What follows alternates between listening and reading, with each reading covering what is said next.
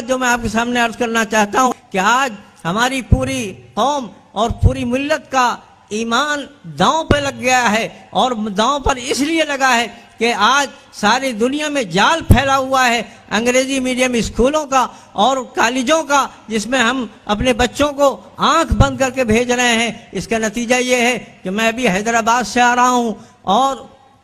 وہاں مہاراشٹر کے کئی اضلاع کا دورہ کر کے آ رہا ہوں۔ کئی جگہ اسکولوں کے جلسوں میں شرکت کا موقع ملا، وہاں یہ بات معلوم ہوئی کہ اسکول میں ٹیچرز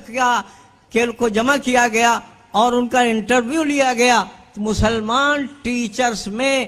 90% ٹیچرز اللہ کے رسول صلی اللہ علیہ وسلم کا نام نہیں بتا پائیں۔ یہ وہ ان اسکول کا حال تھا جہاں دینیات کے ساتھ اسے انگلش میڈیم اسکول قائم کیا جا رہا تھا، اور جو پڑھی لکھی خواتین جن کا اپائنٹمنٹ ہونے والا تھا ان سے جب انٹرویو لیا گیا تو معلوم ہوا کہ رسول پاک علیہ السلام کا نام بھی نہیں جانتی ہیں۔ یہ ایک جگہ کا حال نہیں ہے۔ لکھنؤ میں انٹرویو ہوا تو یہی اسی سے ملتا جلتا حال ان کا تھا۔ میں بھی برابر جتنے نوجوان میرے پاس آتے ہیں میں ان کو بیٹھا کے پوچھتا ہوں پہلے کلمہ سناؤ اور بتاؤ کلمے کے معنی کیا ہیں، آپ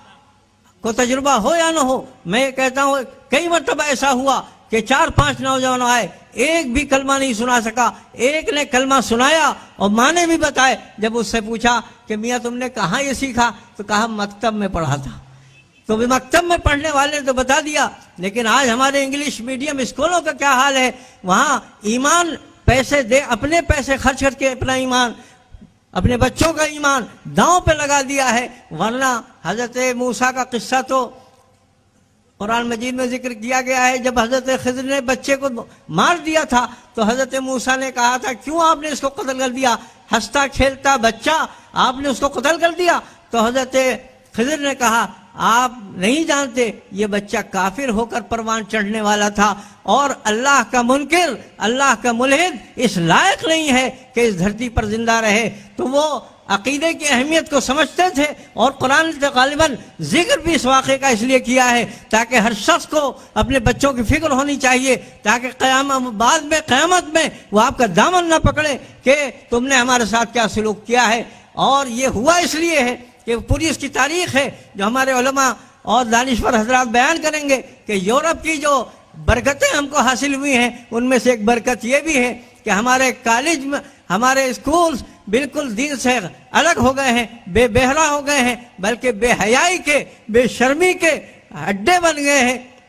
اور ہمارے یہودیوں کی جو سازشیں ہیں ان میں سے ایک سازش یہ بھی ہے کہ سب کو حرام مال میں مبتلا کر دو، سب کو سود میں مبتلا کر دو، سب کو بے حیائی میں مبتلا کر دو۔ جہاں جس قوم میں یہ دو باتیں آ جاتی ہیں وہ قوم بے ہمت ہو جاتی ہے، بے حوصلہ ہو جاتی ہے، بے غیرت ہو جاتی ہے، بے حمیت ہو جاتی ہے۔ آج وہی بے حمیتی اور بے غیرتی اس درجے میں پہنچ گئی ہے کہ بڑے ٹھنڈے انداز سے وہ کہتے ہیں ارے اب تو ہو گیا، میں کیا کروں۔ ہمارے حضرت مولانا قاری صدیق صاحب رحمۃ اللہ علیہ سے ایک صاحب تعویذ لینے آئے اور کہنے لگے مولانا نام پوچھنے لگے، ذرا نام بتائیے۔ تو ان کی بیٹی تھی تو انہوں نے جو نام بتایا اس کے شوہر کا، مولانا چونک گئے اور کہنے لگے تم کو شرم نہیں آتی، ایسے آدمی سے تم نے شادی کر دی؟ تو کہنے لگے حضرت اب کیا کریں، جب ہو ہی گئی ہے تو محبت کے ساتھ رہیں۔ بے غیرتی کہاں تک پہنچ گئی ہے اس کا اندازہ لگایا جا سکتا ہے۔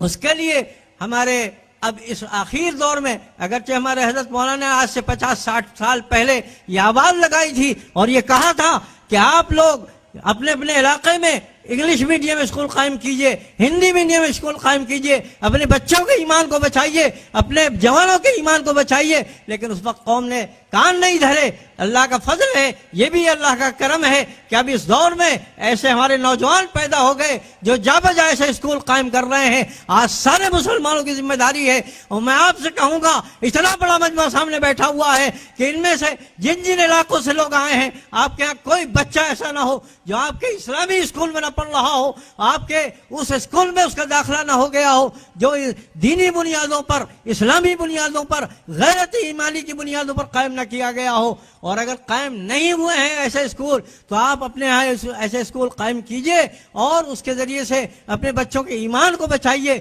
ورنہ خدا نخواستہ ایسی لہر آئے گی کہ معلوم ہوگا کہ کہ ہمارے بچے تو بہت بڑی تعداد میں ہیں لیکن وہ ہمارے نہیں ہیں۔ تو میرے بھائیوں اور دوستوں، باتیں تو بہت ہیں اور اس کی تفصیل بھی بہت ہے، لیکن میں چند باتیں آپ کے سامنے کہنا چاہتا تھا۔ یہ 5 باتیں ہیں جو اپنے ساتھ لے کر آپ جائیں، اور اس کے لیے جو کچھ آپ کر سکتے ہو وہ کریں، اور اللہ نے آپ کو صلاحیت بھی دی ہے، اور اللہ تعالیٰ نے استعداد بھی دیے ہے، اسباب بھی دیے ہیں، وسائل بھی دیے ہیں، ان کا استعمال کر کے جہاں آپ ہیں وہاں بھی قائم کیجئے، اور جہاں قائم نہیں ہو پا رہے ہیں وسائل کی کمی کی وجہ سے، آپ اپنے وسائل کو استعمال کر کے وہاں بھی قائم کروائیں، اور مولانا الیاس صاحب نے جو اسکول کا سلسلہ قائم کیا ہے اس کو بھی آگے بڑھائیں۔ اللہ تعالیٰ ہم سب کو صحیح سمجھ اور ایمانی غیرت و حمیت عطا فرمائے۔ وآخر دعوانا الحمدللہ۔